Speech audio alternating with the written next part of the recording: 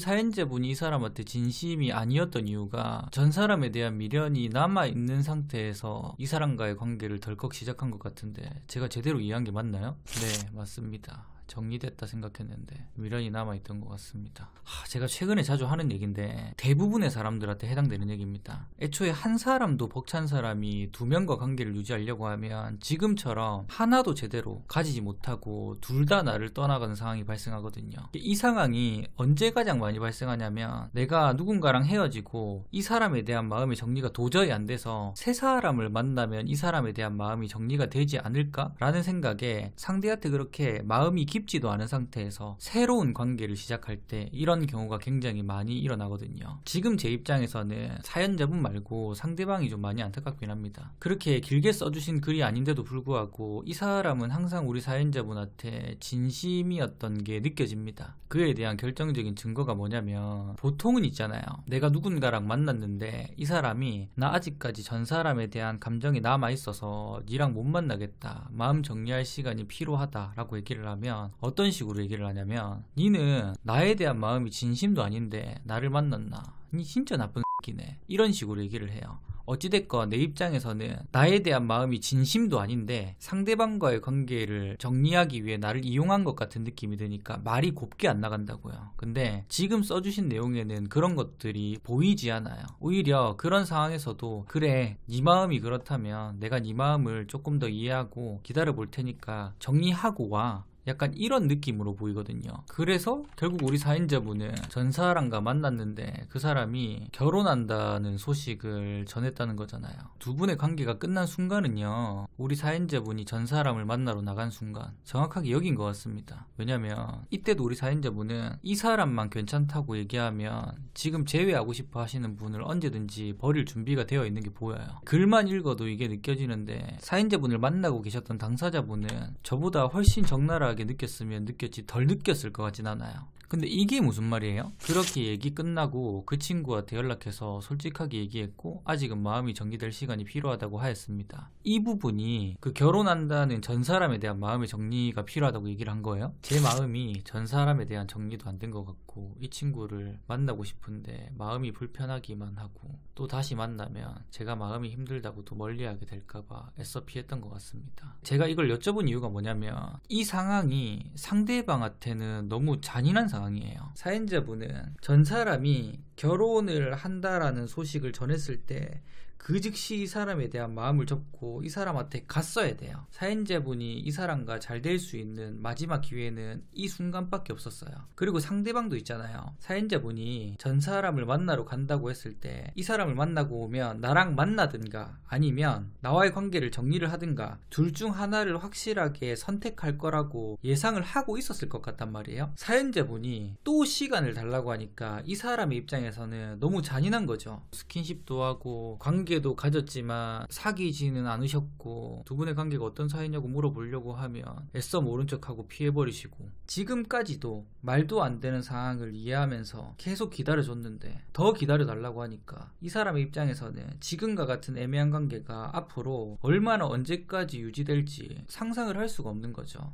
이런 생각을 하다 보면 아무리 바보라도 결론이 이렇게밖에 안 나와요. 이 사람은 나를 좋아하지 않기 때문에 전 사람과의 관계가 확실하게 끝났음에도 불구하고 나와의 관계를 뒤로 미루는구나. 좋아하는 마음이 크니까 알면서도 계속 속아주고 있었던 느낌인 것 같아요. 본인 스스로한테 솔직하게 물어보셨으면 좋겠습니다. 지금 상대방 진심으로 좋아하는 거 맞으세요? 사연을 읽으면서 느껴지는 게 뭐냐면 그래도 이 사람 때문에 전 사람과의 이별을 어느 정도 버티고 있었는데 이 사람까지 없어지니까 좋아해서 이 사람을 붙잡는 게 아니라 나한테 필요해서 이 사람을 붙잡는 느낌이에요. 무슨 말이냐면 내 마음을 속이기가 진짜 좋은 상황이에요. 상대와의 관계를 깊게 고민을 하시면 안 되고 지금 내 마음이 진짜 이 사람과 잘 되고 싶어서 재회를 원하는 건지에 대해서 물어보셔야 됩니다. 상대방은 연애할 마음이 당분간은 없다고 했습니다. 이분은 아직까지도 사연자분을 배려하고 있는 겁니다. 일반적인 사람 같으면 이런 상황을 겪고 나잖아요. 그러면 더 이상 상대방을 배려하지 않아요. 무슨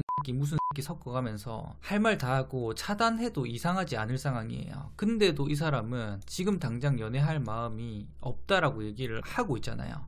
이것조차 지금 사연자분을 배려해서 돌려서 얘기를 하고 있는 상황이라니까요. 여기까지는 그냥 두 분의 관계를 뜯어봤을 때 제가 생각하는 문제점들이고요. 지금 이 상황 어디서 많이 본 것 같지 않아요? 재회하고 싶어 하시는 그분이 겪었던 그 상황을 이제는 우리 사연자분이 똑같이 겪고 있는 겁니다. 역지사지라는 말이 있듯이 이 사람이 우리 사연자분한테 마음이 열리려면 이 사람이 겪었던 고통을 우리 사연자분이 똑같이 한번 겪어봐야 돼요. 그래야만 이 정도의 고통과 힘든가 아픔을 감내하고도 나를 만날 정도로 마음이 생겼구나 라고 느낄 거예요. 이 사람이 아니라고 얘기하고 밀어내도 지금 우리 사연자분은 바짓가랑이를 붙들고 매달려야만 합니다. 상대방이 그랬듯이 제가 크리스마스 이브에 카톡도 보냈는데 잘 지내냐고 답이 없고 전화도 해보았는데 한 통은 받다가 거절당해서요. 근데요, 그게 무슨 상관이에요? 사연자분은 이 사람이 어떠한 행동을 해도 이것저것 재고 따지고 계산할 만한 입장이 아니라니까요. 일방적으로 상대방한테 이용당하는 느낌이 들더라도, 버려지는 느낌이 들더라도 상대방이 2달이라는 기간 동안 우리 사연자분한테 최선을 다했던 것처럼 사연자분도 최소한 2달은 이 사람이 어떠한 행동을 하든 여기에 의미 부여를 하지 말고 내가 할 수 있는 최선을 다해야 됩니다. 여기서 가장 중요한 건 이 사람이 어떠한 행동을 하더라도 여기에 기분 나빠해서도 안 되고 실망해서도 안 돼요. 최선을 다하지 않고 그 사람이 마음을 돌리기를 바라는 건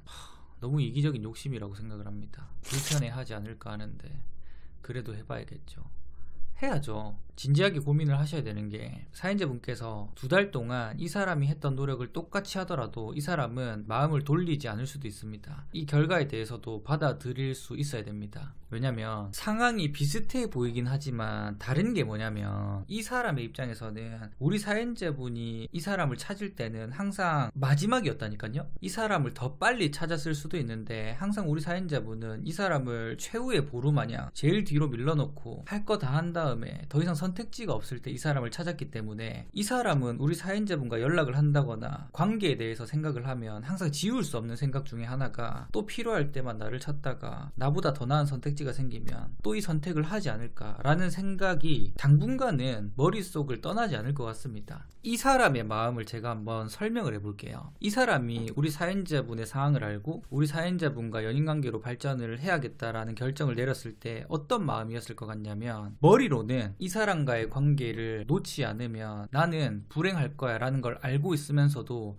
그 당시에는 우리 사연자분을 좋아하는 마음이 크기 때문에 마음이 시키는 대로, 감정이 시키는 대로 움직인 거예요. 그래서 1달, 2달 관계를 끌고 왔는데, 이제는 내가 사연자분이라는 사람을 경험함으로써 이 사람이 어떤 사람이다라는 데이터가 나와버렸잖아요. 그러면 사람은 이때부터는 내가 이 사람을 좋아하는 감정이 남아있어도 이 감정이 시키는 대로 움직이지 않아요. 왜냐? 예전에는 이 사람이 정말 단순하게 사연자분을 좋아하는 본인의 감정만 생각하고 관계를 붙들고 온 느낌이라면, 지금은 스스로가 사연자분과의 관계를 바라볼 때 객관적으로 이 관계를 바라볼 수 있는 이성이 생겨버렸어요. 그리고 이 기준이 내가 직접 경험하고 부딪혀본 데이터라는 거예요. 두 분의 재회 가능성이 가장 희박하다고 느끼는 이유가 여기에 있는 거예요. 부정적인 답변이 와도 노력을 해야겠죠? 그렇게 물어보시면 안 돼요. 상대방이 우리 사연자분과의 관계를 유지했을 때는 매 순간이 부정적이었을 겁니다. 단 한 번이라도 우리 사연자분께서 상대방한테 속 시원하게 얘기를 해준다거나 관계에 대해서 결정을 내린 적이 없잖아요.